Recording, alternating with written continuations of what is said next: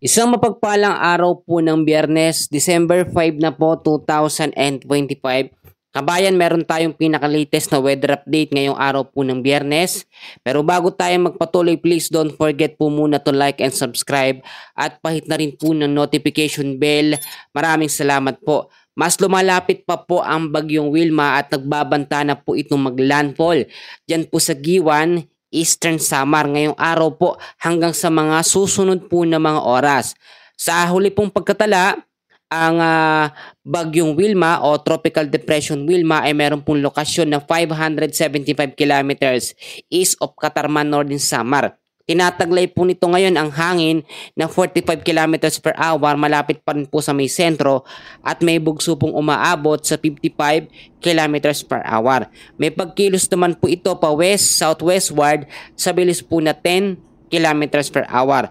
Bagamat ano po ito, no, tropical depression category, mahinang bagyo, pero pinaghahandaan natin yung malawakang pag-uulan nito dahil halos parehas po yung nagiging lakas nito, nagiging direksyon nung nakaraang bagyong Berbena. Nakita naman natin yan.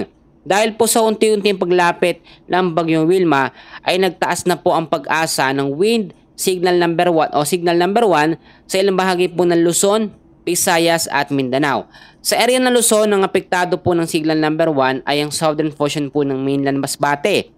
Sa Visayas naman, medyo marami at malawak ang mga lugar na apektado ng signal number 1.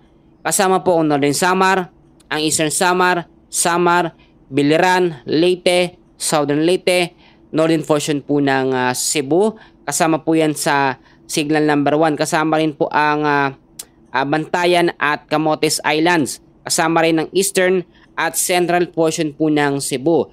At sa area naman ng Mindanao, apektado ng signal number 1 ngayong araw po ang Surigao del Norte, kasama ang Siargao, ang Bukas Grande Island, Dinagat Islands, Northern portion po ng Surigao del Sur. Yang mga lugar na yan ay pinag-iingat po sa banta ng malawakang pag-ulan, pagbabaha sa mababang lugar, at landslide sa mga landslide prone area.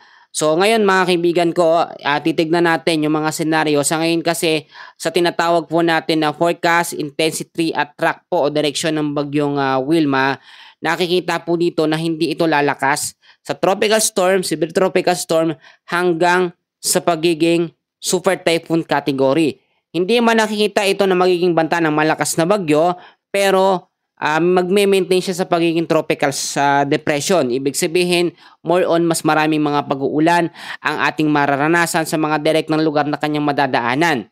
At eto, alamin natin yung mga lugar na kanyang madadaanan sa mga susunod po na mga oras or mga araw. Kanina madaling araw, dinaanan niya po 300 kilometers east of Borongan City, Eastern Samar. Yan po yung dinaanan niya.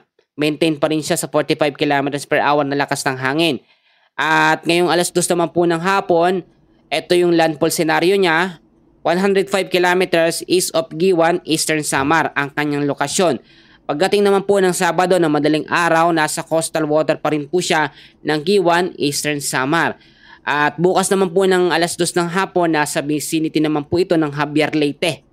At pagdating po ng Linggo ng madaling araw ng alas 2, nasa coastal waters naman po ito ng Calatrava, Negros Occidental. At Linggo din ng hapon ng alas 2, nasa coastal water naman po ito ng Hamtic Antique. So yung mga lugar na yan ang kanyang madadaanan at inaasahan lalabas pa ito ng ating Philippine Area of Responsibility next week pa po, Tuesday or Wednesday. So hindi man siya magiging super typhoon category, pero sinasabayan naman siya ng iba't iba pang mga weather system. So lahat po ng mga detalye ay patuloy nating aalamin. Meron tayong banta din ng shearline na nagpapaulan sa ilang bahagi ng Luzon, Visayas at Mindanao. Lahat po yan at ating aalamin. Sa tinatawag po natin na heavy rainfall warning, ito po yung dami ng mga pag-ulan o yung mga lugar na makakaranas ng malawakang pag-ulan dahil po sa Tropical Depression Wilma. So ngayong hapon po, meron po tayong inaasahan na 100 to 200 mm sa dami ng pag-ulan sa Northern Samar, Eastern Samar, Samar at Biliran. So mag-ingat yung mga lugar na yan sa banta ng mga pagbabaha, lalo na sa mga mababang lugar, Lagi kong pinapaalala, kaya din po sa mga landslide prone area. Mas bahagya naman magkakaroon ng mga pag-uulan na merong 50 to 100 millimeters ngayong hapon din po ang Leyte, Southern Leyte, Cebu, Bohol, Negros Oriental, Negros Occidental, Siquijor, Surigao del Norte, Dinagat Islands, Agusan del Norte, Misamis Oriental at Camiguin. At pagdating naman po ng Sabado po ng hapon, 100 to 200 millimeters sa dami ng pag-uulan pa rin ang aasahan sa Northern Samar, sa may Eastern Samar, Samar, Biliran at sa may Leyte. Meron naman 50 to 100 millimeters sa dami ng pag-uulan din ang ating aasahan sa Southern Leyte, Cebu, Bohol, Negros Oriental, Negros Occidental sa may Aklan, Capiz, Iloilo, Antique, Guimaras, Surigao del Norte at Dinagat Islands. Saturday po ng hapon hanggang sa Sunday ng hapon, 100 to 200 millimeters sa dami ng pag-ulan sa may Aklan at sa may Capiz. Meron naman tayong 50 to 100 millimeters pagdating pa rin ng Sabado ng hapon hanggang sa Linggo ng hapon. Diyan po sa may Antique, Iloilo, Guimaras, Negros Occidental, Negros Oriental, Cebu, Biliran, Leyte, Northern Samar, Eastern Samar at sa may Samar. Yang mga lugar na binanggit ko ay dahil po sa bagyong Wilma. Ito namang mga lugar na susunod kong babanggitin ay dahil naman po sa banta ng shearline, yung heavy rainfall warning. So, ngayong hapon po, 100 to 200 mm sa dami ng pag-ulan pa rin ang aasahan sa may Catanduanes, Albay at sa may Sorsogon. Meron ding 50 to 100 mm sa dami ng pag-ulan sa Camarines Sur at Masbate.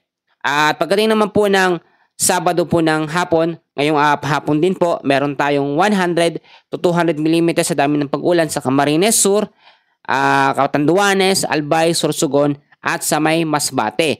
50 to 100 mm sa dami naman ng pag-ulan sa Camarines Norte at sa may Romblon. Sabado po ng hapon pa rin hanggang sa Sunday po ng hapon, meron pa rin tayong 100 to 200 mm sa dami ng pag-ulan diyan po sa may Quezon, Camarines Norte, Camarines Sur, Marinduque at sa may Romblon. Meron namang 50 to 100 mm sa dami ng pag-ulan sa may Laguna, Oriental Mindoro, Occidental Mindoro, Catanduanes, Albay, Sorsogon at sa may Masbate. So kung mapapansin nyo, halos lahat ng mga lugar po na binanggit ko ay nakataas po ang warning signal number 1. So, hindi naman na nakikita sa forecast na tataas pa hanggang signal number 2 and 3 sa mga susunod po na mga araw or mga oras etong bagyong Wilma. Pero lagi kong pinapaalala, ang tropical depression category na bagyo, more on, mas marami po ang mga pag-uulan nito kaysa sa lakas po ng hangin. So, mas nakakatakot din yung ganito dahil kahit mahina ang bagyo, sinasabayan naman siya ng iba't ibang weather system tulad na lamang po ng northeast monsoon at meron din tayong shearline na dumalagdag po sa mga pag-uulan. Kaya naman imbis na Eastern Visayas lamang ang maapektuhan, gayon din mas lumalawak ang epekto ng pag-uulan sa ilang bahagi po ng Luzon, gayon din sa Mindanao. Dahil po sa Mindanao, nakikita naman natin, ibinababa ng high pressure etong bagyong Wilma pababa. So may mga chances pa rin ng pagbabago sa direksyon ng bagyong Wilma.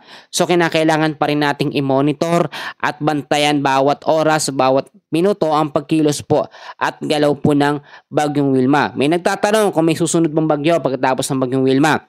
Sa ngayon, wala pang nakikita sa forecast, pero sa pagkatala ng Pag-asa sa kanilang tinatawag na tropical cyclone threat potential, 1 hanggang 2 bagyo lamang ngayong buwan po ng December. So, ina-expect natin pagtapos ng bagyong Wilma, pag nakalabas na by next week, ay hindi po ito agad-agad masusundan ng panibagong banta ng bagyo. So, ngayon po, mga kababayan, yan muna ang pinaka-latest na update natin. Maraming salamat. Mag-ingat po tayo ngayong araw po ng Friday. God bless po sa inyong lahat.